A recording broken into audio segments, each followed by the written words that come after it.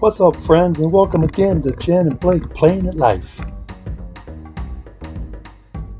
After a long day of exploring, we are heading back into the town of Flagstaff, Arizona on the 40 freeway, and Jan spotted these structures off an exit called Two Guns. We had to check it out.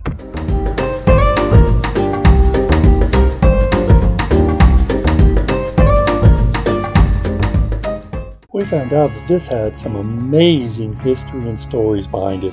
Let's see if we can give you some details. First, we'll take you to the structures that we saw from the freeway, and then to the mysterious Death Cave. The land here was a 320-acre claim owned by Ed Randolph. He sold the property to Earl and Louise Cundiff in 1922. Earl was a World War I veteran, and the couple built their store, restaurant, and gas pumps on the homestead. In 1925, Earl leased the property to Henry E. Miller. This man was a character. Aliases included Indian, Injun, Chief Crazy Thunder, and Two Guns. Two Guns claimed to live with headhunters during the Spanish-American War of 1898. He also claimed to be Apache and Mohawk. He also claimed to work in silent movies in the early 1900s. Later, after moving to New Mexico, he reported that he discovered the real route of Coronado to the 7 cities of Cibola. Miller wanted to capitalize on the beautiful canyon, the Apache Massacre Cave, and the flow of passing tourists.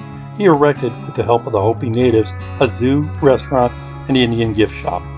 So we got off at the exit that's Two Guns off the 40 freeway for day of exploring, and we're on Route 66 on the side. First structure is the coffee shop and store that Benjamin Dreher built in 1960. Oh, there's just these old buildings here, but there's all kinds of them.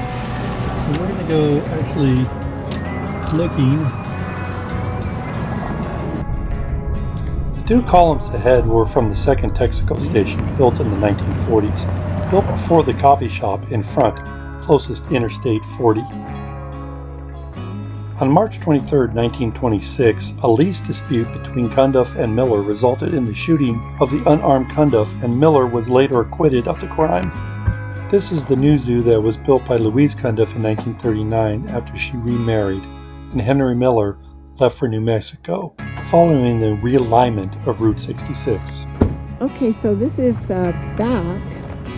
We took a picture and video of the front that said Mountain Lions. So this is the back, and it has pins, steps up to look like the entrance, but I don't know. When we do the research, we'll be able to put in what all of this stuff actually was. Oh man, I wish we would have gone out here when there was just a little bit more to everything. You can see the chicken wire covering all the way from small enclosures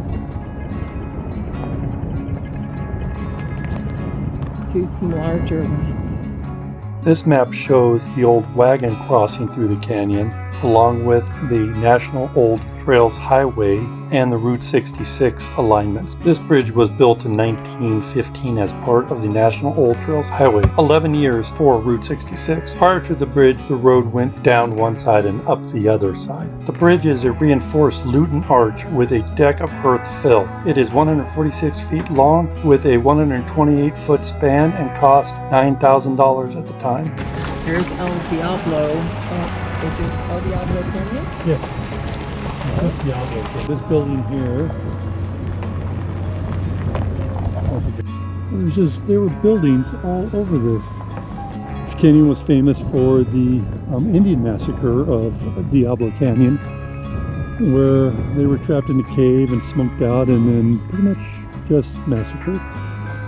So we'll pop up some information on all that as we find out everything, but these are just insane. So take a walk at that and see what we could find. We'll get some history on all this.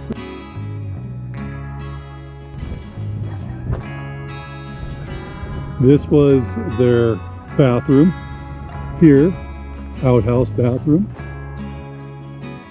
This is the original zoo on the Canyon Diablo Ledge and was built in 1925 along the National Old Trails Highway route. And we'll walk through the zoo.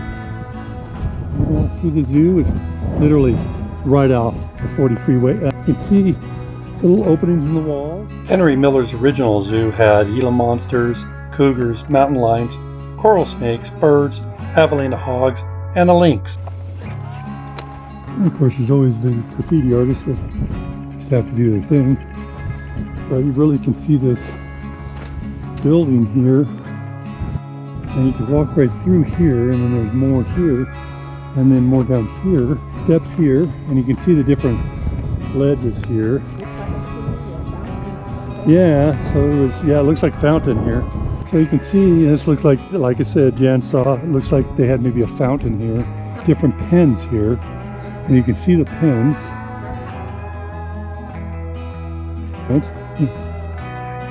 And then another pen here, bigger, and all this woodwork here. And they still have some of the chicken wire and artifacts up in here. And then you just keep going along here, and there's just more and more pens. So they had it where you would walk along this ledge here, and you just had pen after pen after pen. Looks like some steps here, so you could.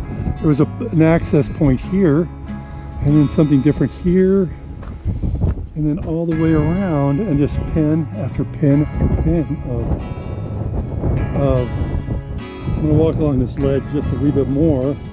See, even here, they had something here that's built up, and then here, right on the edge. Henry Miller hired the Hopi natives to help authenticate the look of the buildings in the stone structures. I stepped up on this other ledge. So walk through, I'll walk back through this part of the building too, but you can see how it just keeps going. All along this ledge to come up to this next level, and you've got a whole nother section of this zoo. But then you see all these out here, particularly the end of it, right out here. This is the original Texaco gas station built in the 1920s.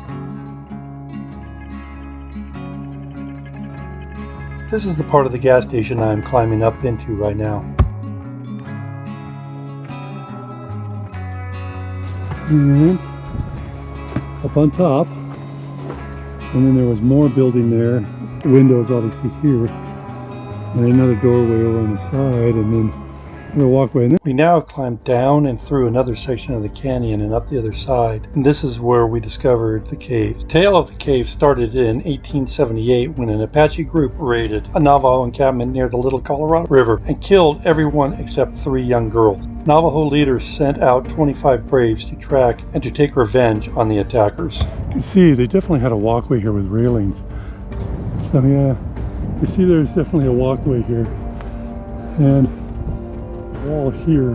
The Apaches evaded the Navajos until a pocket of warm air was detected from the ground. The Apaches had been hiding horses and their encampment in the cave. A fire was lit at the mouth of the cave, and the Apaches were forced to kill and tried to douse the flames with their horses' blood. One of the Apache escaped and begged for mercy, but when asked about the young girl captives, the man hesitated, proving that the girls were dead. Immediately, the infuriated Navajos shot into the cave and stoked the flames. All 42 Apaches were killed. You see how this is all walkway. More buildings. Quite a bit of walkway around, and obviously it's set up to do even some pavement here left over. I'm wondering if the cave was back here. There was something here. And there's steps going back into that area there as well. The cave here. I bet you I can get in here. I'll take a look. Wow, okay, so you've got cave going through here. So I'm assuming that even down in there. But you think the animal park, they were using this cave as an exhibit. More cave there, and this is where they were smoked out of.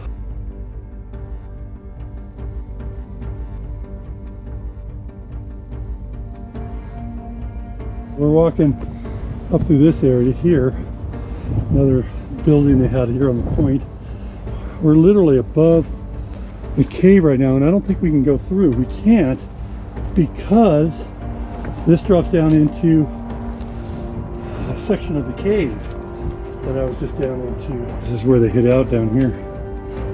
So you can see the cave system goes all through here. When Bill Dreyer acquired the Two Guns property in 1960, he discovered a skull with a bullet hole in it inside the cave. He fixed up the property and thought the curse had lifted. But in 1971, fire again destroyed Two Guns. As we left the Apache Death Cave, we went to the Shell Station, built in the style of the 1950s, but was built in 1971. The large Warner Brothers WB painted on the walls is a derogatory symbol against Native Americans, meaning wagon burner.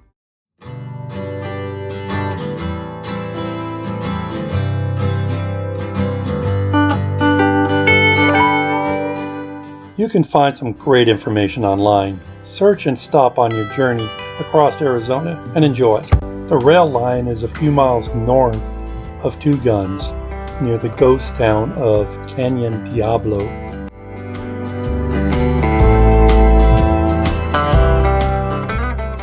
Thanks again from Jan and Blake.